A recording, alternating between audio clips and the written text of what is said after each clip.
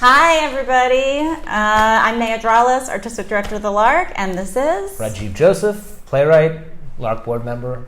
Yes, and we're working together on Second Stage's production of the world premiere of Letters of Suresh. That's right.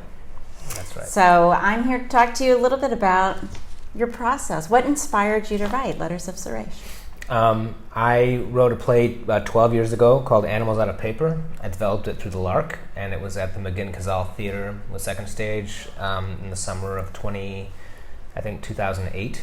And in that play, there's a young teenage boy named Suresh who is an origami prodigy. And the play was a really interesting play for me to work on. I didn't know much about origami, so I did all this sort of research for it.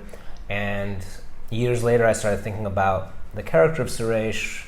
I started wondering, I wonder what would have happened to him as he grew older, because he was only 18 in that play.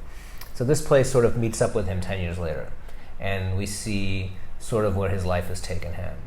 Not that you need to see that play to know this play, because it's not really a sequel, it's just more of a companion piece, but it was interesting for me to come back to a character that I had already developed to a degree.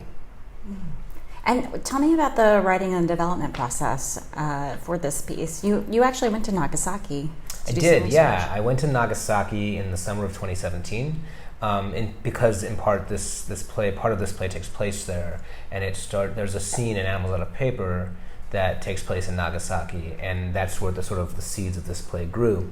So I decided to go there, and then actually the first time I ever really workshopped it was at the Winter's Writers Retreat at the Lark shortly after that, and it was a much different play then.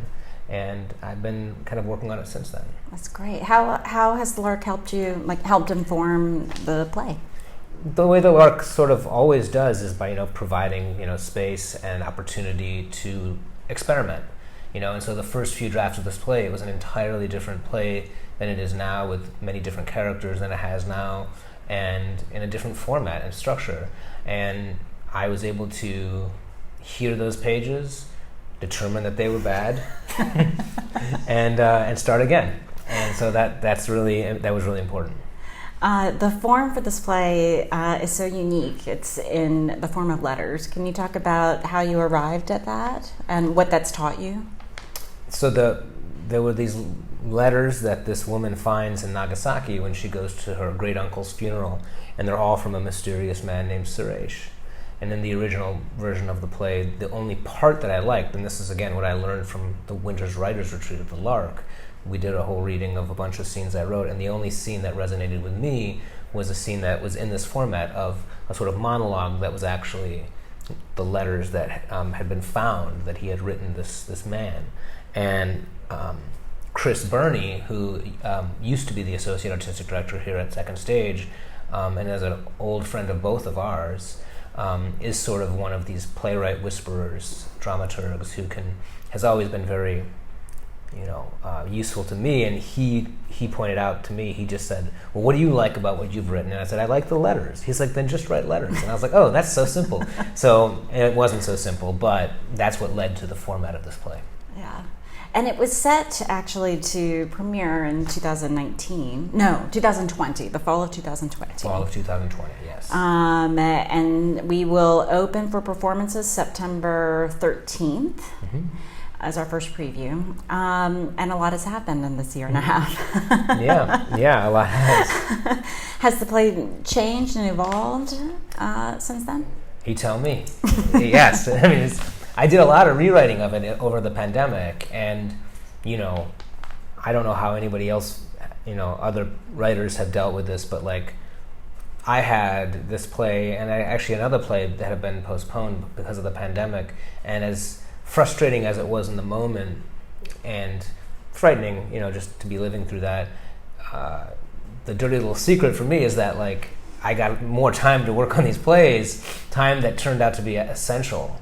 And so I feel much stronger about this piece now, a year later, because I've done about a few drafts, some of which we had Zoom readings of, and learned so much from the mistakes. Right. So even though I still felt like that sort of play development that I've become to rely on, we were still able to sort of embrace in this last year to a degree. How do you think it's going to be finally in a theater and witnessing it with audiences? And what are your hopes for it? We just, this past week and a half, we've been in here in the rehearsal room, and it's been so amazing. Yeah. And just as you said, like just going downstairs and sitting in the house, sitting in the seats again, fills one with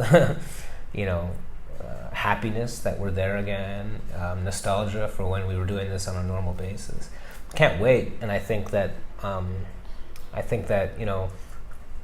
health restrictions withstanding, like we'll be able to do that, and people will get to see a new play again in the city. Yeah, I will say that one of the what I'm discovering and learning about this play, it's so intimate. It just really harkens up so many of my own personal demons and I'm wrestling with, and so to be able to experience that intimate moment with the whole audience is transcendent. So that's what you will look forward to. Yeah. I hope so. Yeah. Okay, thank you.